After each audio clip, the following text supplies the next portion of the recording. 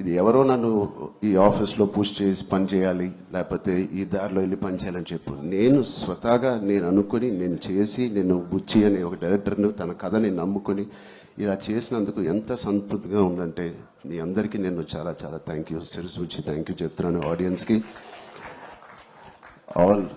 all the cinema audience across India, UK, US, Dubai, అన్ని చోట్ల every day cinema collections కానీ వాళ్ళ love for good film పెరగడం చూస్తున్నాను.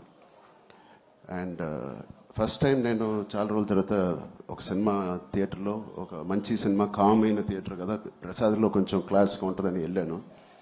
ఆల్మోస్ట్ శ్రీరాములో లేకపోతే రమరామలో ఉన్నట్టు అంత రియాక్షన్స్ చూస్తున్నారు. అండ్ ఈ సీన్కి ఏదైనా చప్పట్లు కొడతారనుకుంటే కాదు, అసలు అనుకోని సీన్స్ కూడా నాకు చప్పట్లు కొడుతున్నారు, ఇన్స్పైరింగ్గా ఉంది అంటున్నారు.